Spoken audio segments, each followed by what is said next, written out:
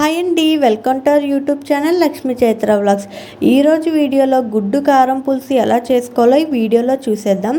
చాలామంది ఈ గుడ్లు పులుసు చేసేటప్పుడు అయితే తిక్గా లేకుంటే పలాచగా నీళ్ళలా చేస్తారు.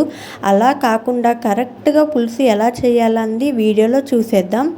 ముందుగా గుడ్లనైతే ఈ విధంగా నీరు అనేది వేసి ఉడకబెట్టాలండి. నేనైతే 6-7 గుడ్లు అయితే తీసుకొని ఉడకబెడుతున్నాను. మీ ఇంట్లో ఉన్న వాళ్ళని బట్టి చూసుకొని మీరైతే గుడ్లు అనేవి ఇలా ఉడకబెట్టుకోవాలి. ముందుగా సిమ్లో అయితే గుడ్లను ఉడకబెట్టుకుంటే పర్ఫెక్ట్గా పావు గంటలో ఉడుకుతాయండి. ముందుగా వెడల్పాటి ఒక పాన్ పెట్టుకొని 2 చెంచాల ఆయిల్ అనేది వేసుకోవాలి. ఆయిల్ కొంచెం వేడెక్కినాక సన్నగా తరిగిన ఒక మీడియం సైజ్ ఉల్లిపాయనైతే గోల్డెన్ కలర్ వచ్చేంత వరకు ఫ్రై చేయాలి. మనం చేసే ఈ గుడ్లు పులుసులో మెయిన్ ఇంగ్రీడియంట్ అయితే ఉల్లిపాయనండి. దీనివల్లనే చాలా టేస్ట్ వస్తుంది. ఇప్పుడు ఆనియన్స్ అనేవి గోల్డెన్ కలర్ వచ్చేసినాక మంచిగా ఒక ప్లేట్లోకి అయితే తీసుకోవాలండి. ఒక మిక్సీ జార్లోకి ముందుగా ఆనియన్స్ అనేవి చల్లగైనాక మిక్సీలోకి అయితే వేసుకోవాలండి. ఇందులోనే సన్నగా తరిగిన 4-5 టమాటీ ముక్కల్ని కూడా వేసుకోవాలి. మనం పులుపుకు తగ్గట్టుగా మనం టమాటీలు అనేవి వేసుకోవచ్చండి. ఇందులో కొంచెం కొత్తిమీర వేసుకొని మిక్సీ చేసుకుంటే పేస్ట్ అనేది ఈ విధంగా వస్తుందండి. చిన్న పాన్లోనే మరొక 2-3 చెంచాల ఆయిల్ అనేది వేసుకొని కొంచెం చిటికెడంత పసుపు, 1 స్పూన్ కారం, 1 స్పూన్ సాల్ట్ అనేది వేసుకోవాలండి. అది కొంచెం ఫ్రై అయినాక ముందుగా మనం గుడ్లు ఉడకబెట్టాం కదా, వాటిని పొట్టు తీసి ఇందులో కొంచెం సేపు ఫ్రై చేయాలండి. ఈ ఉప్పు కారం అనేది మంచిగా పడుతుంది. వీటిని కొంచెం లైట్గా ఫ్రై చేసుకోవాలండి 2 నిమిషాల పాటు.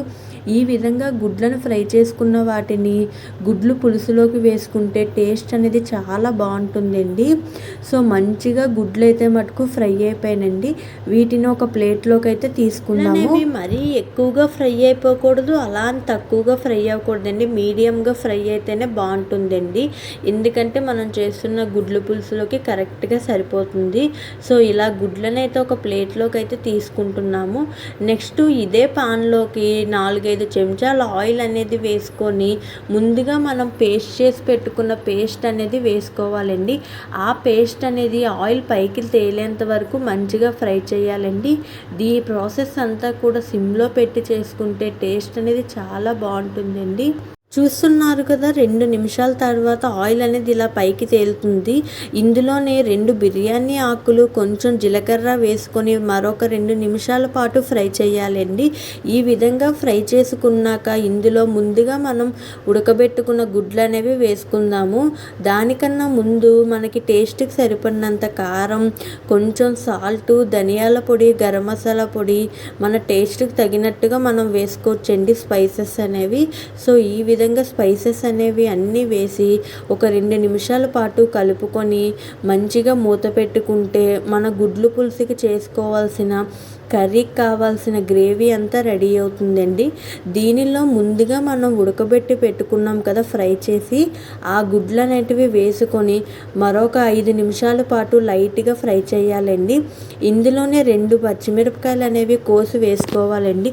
దీనివల్ల మరి కొంచెం టేస్ట్ అనేది యాడ్ అవుతుంది. ఆ గ్రేవీలోకి గుడ్లదంతా మొత్తం బాగా పట్టేలాగా 2-3 నిమిషాల పాటు ఫ్రై చేసుకోవాలి. ఇలా ఫ్రై చేసుకున్న దాంట్లోకి మన పులుసుకి తగినట్టుగా నీరు అనేది కొంచెం ఎక్కువగానే వేసుకోవాలండి. నేను ఇక్కడైతే ఒక గ్లాస్ వాటర్ అనేది వేసుకొని మంచిగా ఒక 5 నిమిషాల పాటు మూత పెట్టి ఉడకనిచ్చాలండి. దీనిలో పైన కొంచెం కొత్తిమీర జల్లుకుంటే టేస్ట్, ఫ్లేవర్ చాలా బాగుంటుంది. ఈ విధంగా ఎంతో టేస్టీ అయిన గుడ్డు కారం పులుసు అయితే రెడీ అయిపోయింది. ఇది చల్లగా అయినాక కూడా పులుసు అనేది దగ్గరగా అవ్వదండి, ఇలానే ఉంటుంది. సో ఎంతో టేస్టీ అయిన గుడ్డు కారం పులుసు మీ ఇంట్లో కూడా ఒకసారి ట్రై చేసి ఎలా వచ్చింది అని నాకు కామెంట్ అయితే చేయండి. ఈ గుడ్డు కారం పులుసు అనేది వేడివేడి అన్నంలోకి కానీ జొన్న రొట్టెలోకి కానీ వేసుకొని తింటే టేస్ట్ అనేది చాలా బాగుంటుంది.